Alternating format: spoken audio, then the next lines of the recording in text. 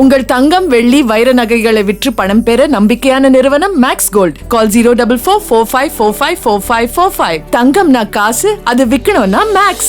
விஜயின் தாவேகா கட்சிக்கான பொது சின்னம் தேர்தல் ஆணையம் என்று அறிவிச்சிருச்சு. விசில் சின்னம் அப்படின்னு பொது சின்னம் அப்படின்னு 234 தொகுதிக்கும் இந்த சின்னம் தாங்க அப்படின்னு அவங்களுக்கு பொது சின்னம் கொடுக்கலாம் விண்ணப்பிச்சிருந்தாங்க. மொத்தம் 10 சின்னங்கள் கேட்டிருந்தாங்க. அதில் முதன்மையாக விசில் தான் கேட்டிருந்தாங்க. அதுக்கப்புறம் ஆட்டோ, தொப்பி இப்படிலாம் இருந்ததுன்னு சொல்லிட்டு இருந்தாங்க. ரொம்ப எளிமையான ஒரு சின்னம் அப்படின்னு இதை பற்றி பேசுவோம் நம்ம.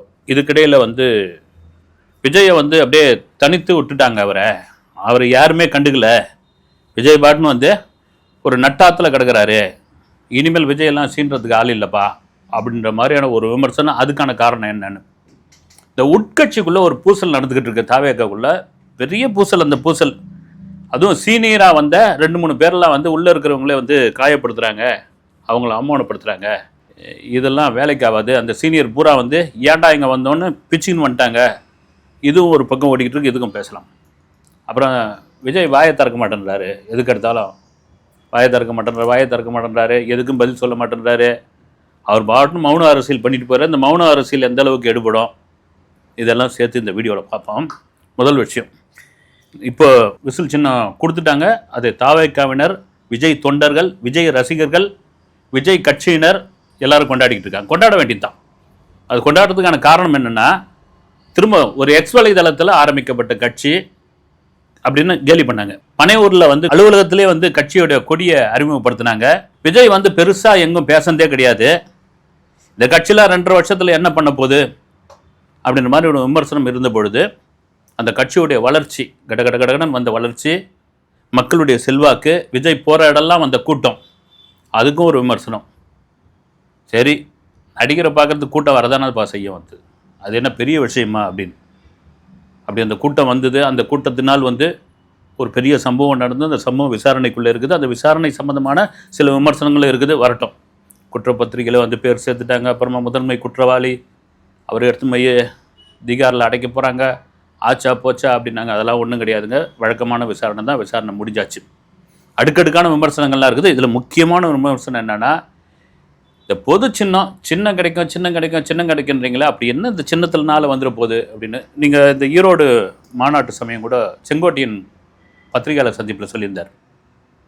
ஒரு சின்னம் வரப்போகுது பாருங்கள், அப்படி ஒரு பெரிய அதிர்வலையை ஏற்படுத்த போகுதுன்னு. எப்பா இவரெல்லாம் காமெடி பண்ணிக்கிட்டு இருக்கப்பா. ஒரு 40 வருஷத்துக்கு முன்னாடி ஒரு கட்சிக்கு சின்னம் கிடைக்குது.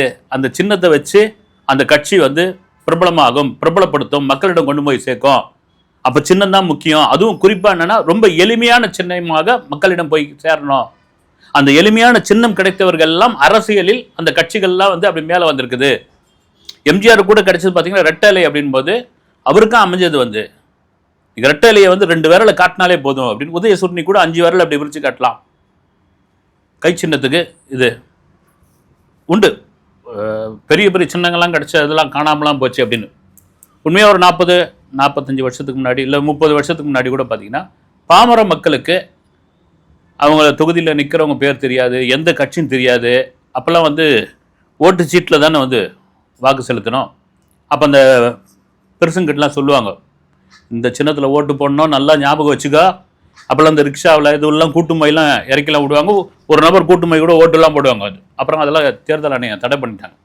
இந்த மாதிரி வேலைலாம் வச்சுக்காதீங்க, இதெல்லாம் பண்ணவே கூடாது அப்படின்னு. கையை பிடிச்சி எடுத்து போவாங்க. குண்டு கட்டாக தூக்கி போவாங்க. நடக்க முடியாத வயசான பாட்டிங்கள்லாம் தோலெல்லாம் தூக்கி போவாங்க. தூக்கி போகும்போதே சொல்லுவாங்க, பாட்டிமா நல்லா கேட்டுக்க, இந்த சின்னத்தில் தான் நச்சுக்கு நீ ஓட்டு போடணும், மறந்து கூட வேறு சின்னத்தில் ஓட்டு போடாது அப்படின்னு. அப்படி சின்னத்தை வைத்து ஓட்டு வாங்கினது எம்ஜிஆருடைய அந்த ரெட்டேலை கட்சிக்கு சின்னம் மிகப்பெரிய ஒரு பலம். ரெட்டேலை அதிமுகவுக்கு. அதெல்லாம் தாண்டி இப்போ சோஷியல் மீடியா வந்துடுச்சுப்பா. இப்போ சின்னம்லாம் ஒரு இதுவா, நீங்கள் எவ்வளோ பெரிய டிராக்டர் சின்னம் கொடுங்க, புல்டோசர் சின்னம் கொடுங்க, அப்புறம் ராக்கெட் சின்னம் கொடுங்க, என்ன வேணாலும் கொடுங்க நீங்கள், அதெல்லாம் ஒன்றும் ஒரு இதுவே கிடையாது அப்படின்பொழுது, இன்றைக்கும் மக்களிடம் எளிமையாக போய் சேரக்கூடிய சின்னங்கள் ரொம்ப முக்கியமான ஒரு விஷயம். நான் இதை விஜய் விசில் சின்னம் வந்ததுக்காக தூக்கி வச்சு இதுவோ பேசலை. நான் கமலஹாசன் கூட மறுபடியும் டார்ச் லைட்டே கொடுத்துருக்காங்களாம். அதை தான் உடச்சவர் அவர் திரும்ப கொடுத்துருக்காங்க. ரைட்டு. இந்த விசில் அப்படின்ட்டு பொதுவாக உலகம் முழுக்க நீங்கள் பாருங்கள், ஒரு அலாட் பண்ணுறது, ஒரு எச்சரிக்கை விடுக்கக்கூடிய ஒரு இது. எங்கேயாவது புரட்சி வெடிக்கும் பொழுது அங்கே விசில் சத்தம் கேட்கும். யாருக்காவது ஆபத்து அப்படின்னா அந்த விசில் சத்தம் கேட்கும். ஒரு ஸ்போர்ட்ஸில் வந்து ஒரு தப்பான கேம் விளையாடுறாங்க அப்படின்னா அந்த நடுவர் வந்து அந்த விசிலை அடித்து தான் அது கவனத்தை திருப்புவார். வந்து நீங்கள் கத்த முடியாது சவுண்டில். அப்படி உலகம் முழுக்க, ஒரு மைதானம் முழுக்க, ஒரு ஊர் முழுக்க ராத்திரியில் அந்த காலத்தில் சொல்லுவாங்க வந்து விசில் ஊதாதீங்க அப்படின்வாங்க. அதுக்கு என்ன காரணம்னா அந்த காலத்தில் போலீஸுக்கு வந்து அப்போல்லாம் திருடனை துரத்தின்னு வரும்போது நைட்டில் ஊதிக்கிட்டு வருவாங்க வந்து. அதனால் மக்கள் பயப்பட போகிறாங்க விசில் சத்தம் கேட்டால் அப்படின்னால வந்து அப்போ சொல்லுவாங்க வந்து. அப்படி ஒரு எளிமையான சின்னம் கிடச்சிருக்கு. அது இந்த கட்சிக்கு தாவேக்காவிற்கு மிகப்பெரிய பலம் என்பதில் மாற்று கருத்து கிடையாது. விமர்சனம் பண்ணிவங்க பண்ணிக்கின்னு போட்டோம், அதை பற்றி ஒன்று கிடையாது. எளிமையாக கொண்டு போய் சேர்க்கலாம், விசில் அடிச்சுக்கிட்டே போகலாம் வந்து. இது ரொம்ப முக்கியமான ஒரு விஷயங்க வந்து. சின்னம் மிக முக்கியமான விஷயம். இது ஒரு பக்கம் இருக்கும் பொழுது விஜய் எதுவுமே பேச மாட்டேன்றாரு, வாயை திறக்க மாட்டேன்றாரு. கிறிஸ்மஸ் சமத்துவ விழா கொண்டாடினார் டிசம்பர் 18. அதன் பிறகு ஜனநாயகன் பட பிரச்சனை, சென்சாருக்கு போனது, திரும்ப வந்தது, ஹைகோர்ட்டுக்கு போனது, சுப்ரீம் கோர்ட்டுக்கு போனது. இப்போ வந்து தேதி அறிவிக்காமல் தீர்ப்பை ஒத்தி வச்சுட்டாங்க. இதுக்கிடையில் சிபிஐ 2 முறை வந்து டெல்லிக்கு போயிட்டு வந்தார். 2 முறையும் கடுமையான கேள்விகள்லாம் கேட்கப்பட்டது அப்படின்னு ஒரு தகவல். நிற்க வச்சு அவரை வந்து உட்கார வைக்கல, பச்சை தண்ணி கொடுக்கல, சர்ற மாதிரியான கேள்வியெல்லாம் பதில் சொல்ல முடியாமல் தவிச்சார். அந்த அப்செட்டில் பொங்கல் விழா கூட கொண்டாடல. அவருக்கே வந்து ஒரு பெரிய மனக்குழப்பம் ஆகி போச்சு. கட்சியில் ஒதுங்கிடுவோமா, கட்சியை நடத்துவோமா அப்படின்ற ஐசோலேஷனில் விஜய் இருக்கார். அதனால தான் எங்கேயுமே பேசுகிறதே இல்லை, பேசுகிறதே விட்டுட்டார். அவர் வாயை திறக்க மாட்டார். ஜனநாயக பிரச்சனை கூட ஒரு வீடியோ போட்டிருக்கலாமே, சிபிஐ சம்பந்தமான விசாரணை முடிஞ்சு கூட 2 வார்த்தை மீடியா கிட்ட பேசியிருக்கலாமே. எதுவும் பேச மாட்டாருப்பா, அவர் பேசாத அரசியல் பண்ணுறாரு, மௌன அரசியல் பண்ணுறாரு அப்படின்னு சொல்லிட்டு இருக்கும்பொழுது வருகிற 25ஆம் தேதி செயல் வீரர்கள் கூட்டம் மகாபலிபுரத்தில் நடக்கும்போது விஜயோடைய ஸ்பீச் அங்கே இருக்குது. 38 நாளுக்கு பிறகு அவர் பேசுகிறார் அப்படின்னு. இப்போ ஒரு கட்சி தலைவர் 38 நாளுக்கு அப்புறம் பேசுகிறதெல்லாம் பேச்சாப்பா, அடிக்கடி பேசினே இருக்கணும் அப்படின்னு. இது விஜயோடைய பாணியாக இருக்கலாம். சரி, 38 நாளுக்கு அப்புறம் கட்சி பேசுகிறாரு அப்படின் போது அவர் கட்சியிலேருந்து ஒரு பாதி பேர் வெளியே போயிட வேண்டியது தானே, அவர் கட்சிக்கான மவுஸ் குறைக்க வேண்டியது தானே. அவங்க வந்து எப்போ வேணாலும் பேசட்டுங்க அப்படின்ற மாதிரி அந்த செயல் வீரர் கூட்டத்தில் விஜயோடைய ஸ்பீச் என்னவாக இருக்கும் அப்படின்னு மிக முக்கியமான ஒரு விஷயம். அது நீங்கள் விமர்சனம் பண்ணீங்களே, ஏங்க ஒரு சமத்துவ கிறிஸ்துவ விழா, அந்த விழாவில் வந்து அவர் வந்து உண்மையிலே அரசியலே பேசலை. ஒருமே அந்த கிறிஸ்டியானிட்டி சம்மந்தமாக பைபிளில் இருந்த ஒரு கதையை தான் எடுத்து பேசினார், ஒரு ஜோசப் கதையை. அதை எடுத்து என்ன பேசிகிட்டு இருந்தாங்க வந்து, இந்த ஜோசப் கதை யாருது, இவர் தான்.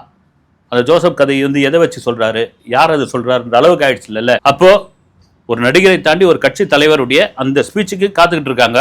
கண்டிப்பாக செயல் வீரர் கூட்டம் நடக்கும்போது அந்த ஸ்பீச் இருக்கும், ஒரு முக்கியமான ஸ்பீச்சாக இருக்கும். ஏன்னா பத்திரிகையாளர் பாண்டே கூட ஒரு இது கொடுத்துருக்காரு, 26ஆம் தேதி ஒரு அதிரடியை விஜய் கிளப்ப போகிறாருன்னு.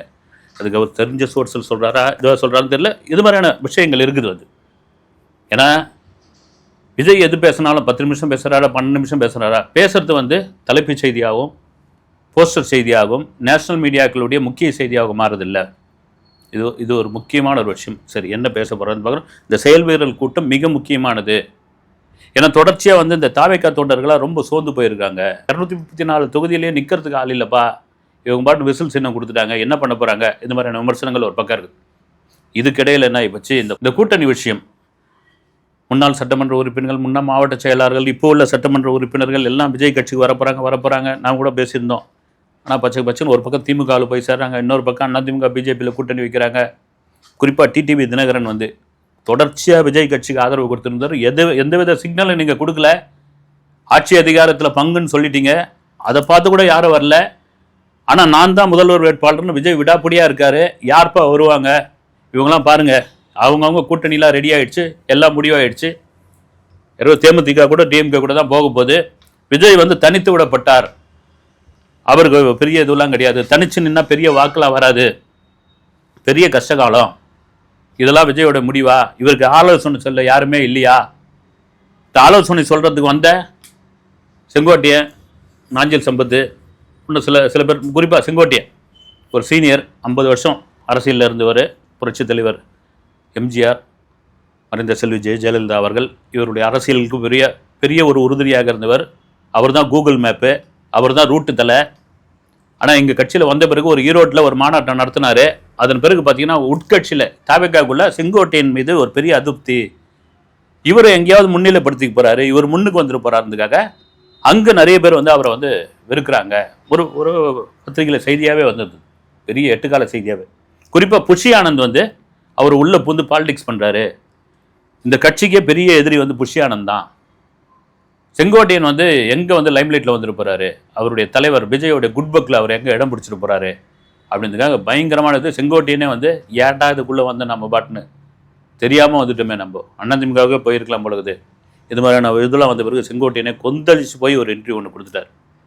ஏங்க இப்படிலாம் பண்ணுறீங்க, என் அனுபவத்துக்கு இதெல்லாம் தெரியாமல் நான் வந்திருப்பேன், அப்படிலாம் ஒன்றுமே நடக்கலை கட்சிக்குள்ளே, நீங்களா எழுதிக்கிறீங்க, நீங்களா போட்டுக்கிறீங்க, என்ன நீங்கள் வந்து இதெல்லாம் என்னங்க ஊடக தர்மம், இப்படிலாம் ஏன் இது பண்ணிகிட்டு இருக்கீங்க?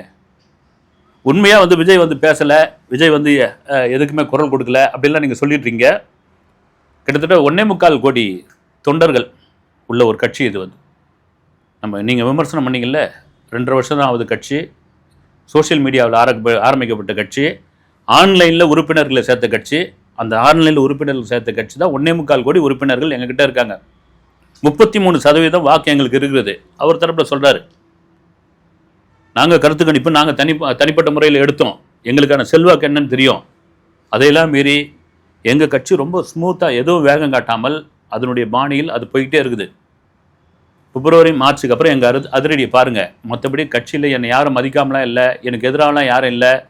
நானும் ஒரு இளைஞரான விஜய்க்கு திரும்ப சொல்கிறது, அவ்வளோ கோடி சம்பளத்தை விட்டுட்டு வந்திருக்காருன்னா நான் அவருக்கு ஒரு பெரிய ஆதரவு கொடுக்குறேன். திரும்ப அவருக்காக நான் நிற்கிறேன். இந்த விமர்சனங்கள்லாம் அதெல்லாம் தூக்கி போட்டுருப்போங்க அப்படின்னு செங்கோட்டையன் போல்டாக பேசிட்டார்.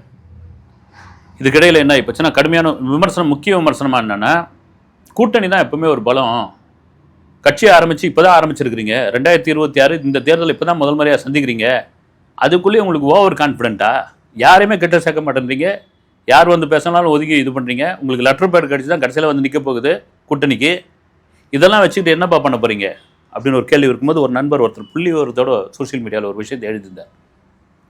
டெல்லியில் ஆம் ஆத்மி கட்சி ஆரம்பித்த போது கெஜ்ரிவால் அப்படி தான் தனிச்சு விடப்பட்டார், தனிச்சே நின்னார். அப்போ கெஜ்ரிவாலுக்கு நிறைய பேர்லாம் கூட என்னையாப்பா யாரோ கூட்டணிக்கு வரேன்னு சொல்கிறாங்க, நீ பாட்டுன்னு வந்து தனியாக வந்து நிற்கிற, உனக்கெல்லாம் என்ன கிறுக்கு பிடிச்சி போச்சா அப்படின்பொழுது அவர் எப்படியாப்பட்ட செல்வாக்கில் வின் பண்ணார். நீங்கள் ஆந்திராவில் ஜெகன்மோகன் ரெட்டி அவர் எடுத்துங்க, அவரும் இதே போல தான், எந்த கூட்டணியும் இல்லைன்னு வந்த பொழுது அவங்க அப்பா செல்வாக்கு வச்சு வந்தார் அப்படின்னா கூட, அவங்க அப்பா செல்வாக்குக்கும் எதிரான சில விஷயங்கள்லாம் கூட இருந்தது. ஆனால் ஜெகன்மோகன் ரெட்டி வந்தார்ல, ஏன் நீங்கள் விஜய் அது மாதிரி நினைக்க கூடாது? எந்த விதமானால் எந்த வித மாறுதலும் ஏற்படும் இல்லை. நீங்கள் இளைஞர்களுடைய ஓட்டு, பெரும்பான்மையான ஓட்டு, பெண்களுடைய வாக்கு கணிசமாக ஒருத்தர் மேலே கவனத்தில் இருக்குது அப்படின் போது, நீங்கள் இந்த மாதிரியான விமர்சனங்களை தொடர்ச்சியாக வச்சுக்கிட்டே இருக்கிறீங்க. விஜய் வந்து தனியாக இருக்கார், அவர் வேலைக்கு ஆக மாட்டார், அந்த கட்சி இதுவாகாது அப்படின்னு ஒரு கெஜ்ரிவாலோ ஜெகன்மோகன் ரெட்டியோ அது மாதிரி உதாரணம். இவங்க 2 பேரும் பார்த்தீங்கன்னா பெரிய பெரிய நட்சத்திரம் கூட கிடையாது. வந்து கெஜ்ரிவால்லாம் வந்து என்ன சொல்கிறது, ஒரு ஊழலுக்கான ஒரு விஷயத்தை ஆம் ஆத்மியிலேருந்து கிளப்பிக்கிட்டு வெளியே வந்தவர். நீங்கள் சொல்கிற மாதிரி ஜெகன்மோகன் ரெட்டி கூட அவங்க அப்பா ராஜசேகர் ரெட்டியோடைய பின்புலத்துலேருந்து அவருடைய மாசுலேருந்து வந்தார் கூட, நீங்கள் சொல்கிற மாதிரி ஒரு பால்வாடி, பவுடர் பூசின ஒரு பச்சை குழந்தை, ஒரு நடிகர் அவர் வந்திருக்கார் அப்படின்னா அவருக்கான செல்வாக்கு என்ன இப்போ இவர் தெரியுதில்ல. அரசியலில் என்ன வேணாலும் நடக்க, என்ன வேணாலும் மாறுங்க. இதெல்லாம் மீறி இனி வரப்போகிற சின்னம் கிடைச்சாச்சு, இனி வரப்போகிற இந்த மாதங்களில், இந்த நாட்களில் வருகின்ற இந்த சட்டமன்ற தேர்தலை விஜய் கட்சியினர் எப்படி அணுகப் போகிறார்கள் என்பதை பொறுத்திருந்து பாருங்கள். அடுத்த வீடியோவில் சந்திக்கிறேன். நன்றி.